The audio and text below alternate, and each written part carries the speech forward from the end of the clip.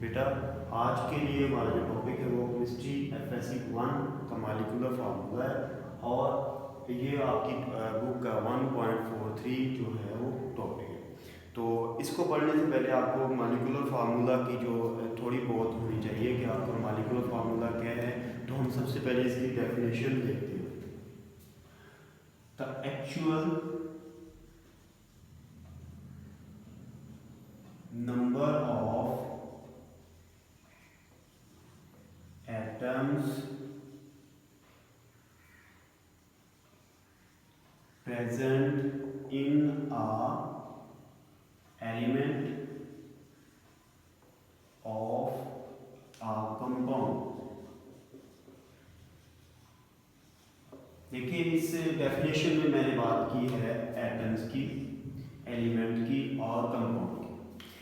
मतलब आप ऐसा समझिए कि हमारे पास एक सबसे बड़ा जो आपको गिवन दिया गया है वो एलिमेंट है। आपने उसमें से कंपाउंड है, उसमें से आपने एलिमेंट को चुनना है और फिर एलिमेंट के चुनने के बाद उसमें हमने number of atoms, actual number of atom निकाले। अब एम्पिरिकल फार्मूला में हमने ये पढ़ा था कि हमारे पास जो होता है वो सिंपलेस्ट फॉर्म होती है कि हमारे पास वो ये बताता है कि इसका रेशो क्या है, कि इसकी एम्पिरिकल फार्मूला में एटम्स की रेशो क्या है। तो अब हमें पता चल गया कि हमारे पास मॉलिक्यूलर फार्मूला में असल में एक्चुअल नंबर बताते हैं कि हमारे पास इसमें कितने एक्चुअल नंबर है हर एटम के। तो अब देखिए स्टार्ट करते हैं। ये हमारे पास जो आपकी बुक में है जी, वो कहते हैं जी अब ये इसकी वो थोड़ी बहुत बताता है। उसके बाद वो कहता है जी इसमें मेन चीज दूसरी आ जाती है आपकी वाई इंपोर्टेंस कह सकते हैं। इंपोर्टेंस है बेटा, आपको ये मैंने पहले बता दिया कि असल में ये क्या बताता है, ये में बताता है एक्चुअल नंबर ऑफ एटम्स। ठीक है जी, मतलब कि उसमें जितने एक्चुअल नंबर हैं एलिमेंट के, पहले हमने एम्पिरिकल फार्मूला पढ़ा था कि उसकी रेशियो क्या है, उसमें एक्चुअल नंबर का हमें नहीं बताया गया था, लेकिन यहाँ पे हमें बताया जा रहा है कि उसका एक्चुअल नंबर क्या है। आगे हम आते हैं इसके, और हमारे पास है इसमें फार्मूला आता है इसका कि हमें जनरल फार्मूला कैसे निकालना है। ठीक है, उससे पहले हम देखते हैं कि इसकी कुछ एग्जांपल देखते हैं। तो अगर मैं एग्जांपल लिख देता हूं तो एग्जांपल्स क्या हो। अब आपको पता है कि आपने बेंजीन की जो एग्जांपल हुई थी एम्पिरिकल फार्मूला में वो थी CH। ठीक है, तो इसमें ये नहीं बता रहा कि कार्बन के कितने एटम है इसमें एक्चुअल और हाइड्रोजन के कितने एटम, सिर्फ ये बता रहा है कि इसमें कार्बन है और हाइड्रोजन है, उसकी रेशियो है।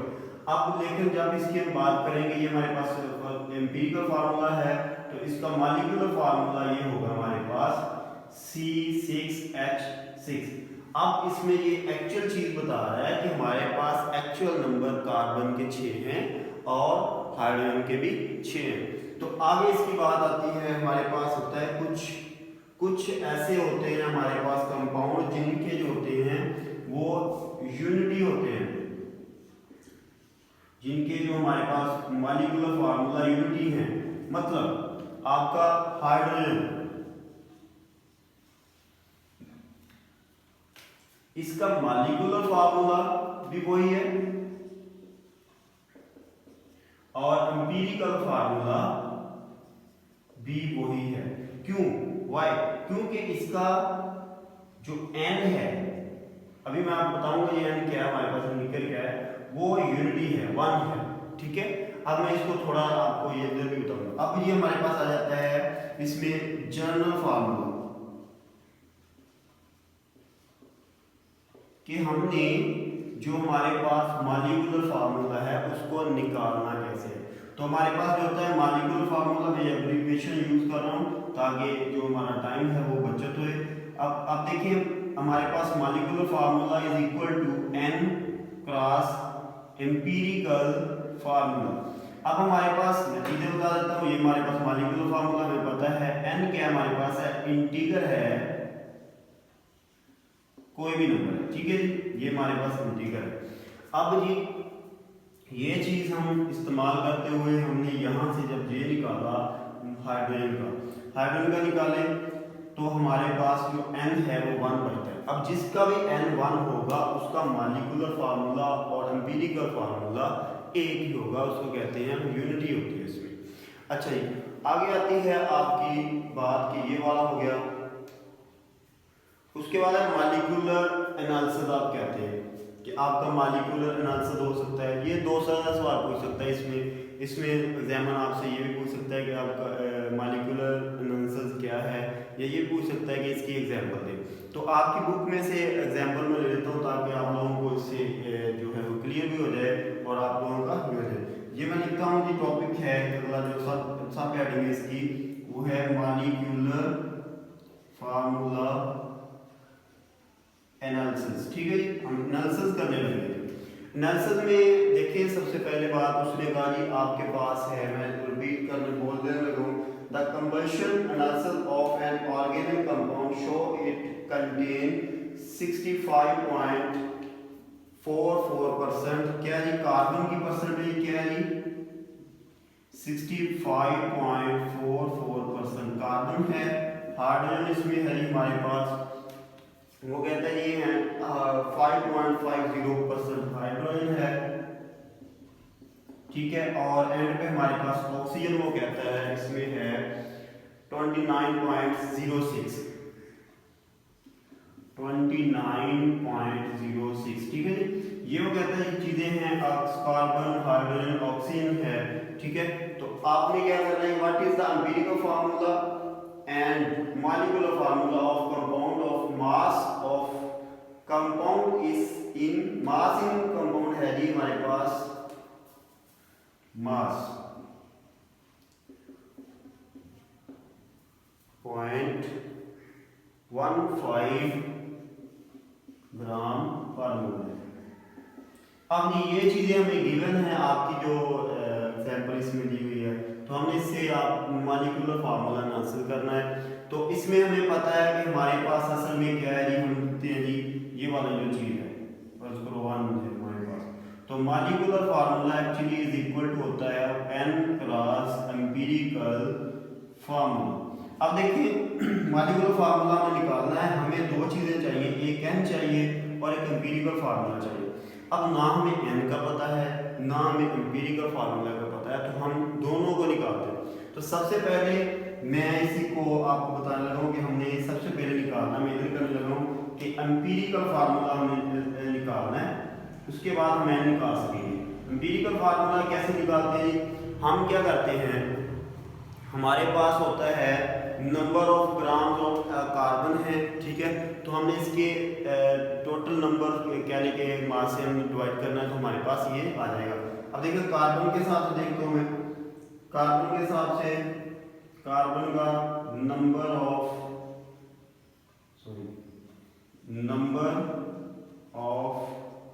ग्राम्स ऑफ कार्बन वो क्या है मुझे मेरे पास दिए हुए वो है 65%।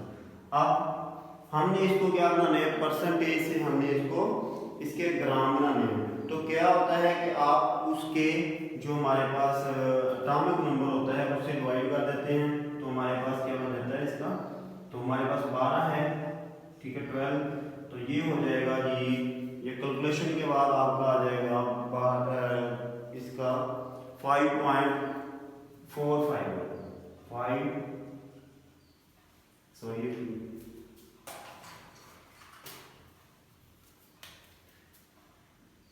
5.45 ग्राम।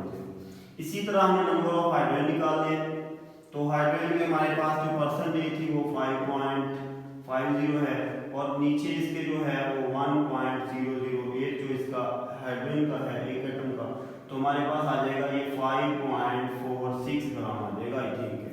ठीक है जी, उसके बाद अगली बात आ जाएगी हमारे पास जो ऑक्सीजन की रहेगी। ऑक्सीजन का हमारे पास है यही हम निकालेंगे, नंबर ऑफ ऑक्सीजन निकालेंगे, तो क्या होगा जी, इधर क्या है हमारे पास 29.06 और ऑक्सीजन का 16 होता है, तो हम क्या करते हैं जी इसमें से डिवाइड करते हैं, तो हमारे पास आ जाएगा इसका जो आंसर आएगा वो 1.82 आएगा। 2 ग्राम्स। ये अब चीजें हमें आ गई हैं ग्राम। अब हमने निकालना है इसका एम्पिरिकल फार्मूला। एम्पिरिकल फार्मूला निकालने का ये तरीकाकार है कि आप क्या करते हैं, सबसे पहले उस इनको ये सारी जो निकाली हुई हमने इसको हम देखें, ये चीजें हैं, इसकी रेशियो निकालते हैं। अब इसकी कार्बन की रेशियो क्या है, ये 5.46 है, ये 5.46 सॉरी ये 5 था, सॉरी ये 6 और ये हमारे पास आ गया 1.82। अब दूसरा ये भी स्टेप होता है कि आपने क्या करना होता है, ठीक है जी। अब देखिए ये आपने डिवाइड करना है किससे, 1.82 से, तो क्या आ जाएगा, ये 1 आ जाएगा, ये हमारे पास 3 और ये हमारे पास 3। तो अब एम्पिरिकल फार्मूला असल में हमारे पास जो आया वो ये है C3H3 और O, ये हमारे पास 1, ठीक है। ये चीज अब आ गई हमारे पास फाइनल रिजल्ट। तो हमने एक चीज निकाली, वो क्या निकाला हमने, एम्पिरिकल फार्मूला। अब हमने निकालना है n, मतलब नंबर ऑफ इंटीग्रल्स निकालने हैं। तो उसके लिए क्या करेंगे, नंबर ऑफ इंटीग्रल निकालने के लिए, नंबर ऑफ इंटीग्रल निकालने के लिए हम करेंगे मॉलिक्यूलर फार्मूला मास हमें दिया गया है, किधर था हमारे पास ये चीज, तो हम इसमें से एम्पिरिकल फार्मूला मास निकाल सकेंगे। तो अगर हम इसको मॉलिक्यूलर फार्मूला मास को इधर लिखें, n को इधर छोड़ दें, एम्पिरिकल फार्मूला उधर से कैलकुलेट करके लिख दें, तो हमारे पास ये चीज इधर आके डिवाइड हो जाएगी, तो n हमें मिल जाएगा। तो स्टार्ट करते हैं जी। क्या होता है जी, हमारे पास मॉलिक्यूलर फार्मूला हमारे पास ये है। अब देखिए इसी में से निकाल लेता हूँ, मैं इधर ही हल कर देता हूँ। तो आपका मॉलिक्यूलर फार्मूला मास मैं लिख देता हूँ कि हमारे पास इधर लिख देते हैं, ये अलग से, ये molecular formula mass is equal to an empirical formula mass, ठीक है जी। अब देखिए मॉलिक्यूलर फार्मूला मास आपको गिवन है, क्या है जी, 0.15 ग्राम, ठीक है जी, और n हमारे पास नहीं है, तो एम्पिरिकल फार्मूला हमने निकालना है जी। एम्पिरिकल फार्मूला हमारे पास क्या है जी, 3 12 के सॉरी 3 है कार्बन के, ठीक है, और फिर हमारे पास जमा हो रहे हैं उसमें 3 हाइड्रोजन के, ठीक है, और एंड पे एक जो है वो ऑक्सीजन का जमा हो रहा है। तो इससे हम कैलकुलेट कर सकते हैं एम्पिरिकल फार्मूला मास, ठीक है जी। अब ये हमारे पास आ जाएगा,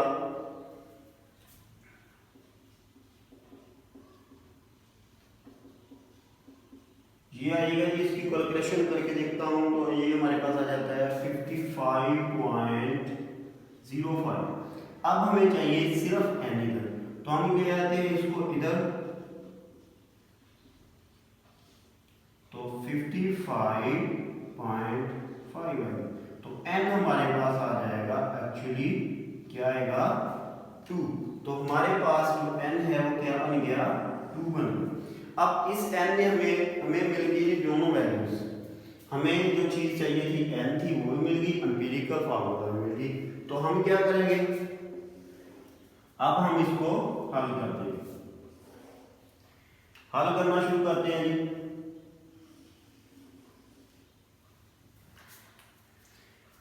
अब मॉलिक्यूलर फार्मूला क्या होगा जी हमारे पास, ये हमें नहीं पता, दूसरी चीजें हमने कैलकुलेट कर ली। n हमारे पास है 2 इंटू हमारे पास है C3H3 और O1, तो क्या हो जाएगा जी, मॉलिक्यूलर फार्मूला हो जाएगा हमारा C6H6 और O2।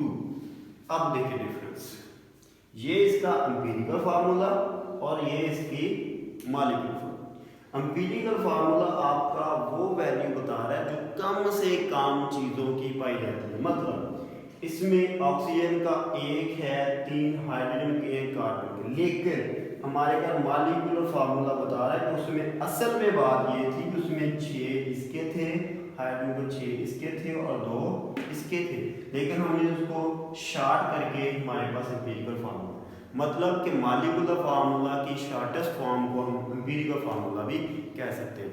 तो बेटा उम्मीद है आपको ये समझ आ गई होगी। अगर आपको कोई मसला आता है या कोई ऐसा इशू है तो आप मुझे कमेंट सेक्शन में पूछ सकते हैं। और हाँ, मेरे चैनल को सब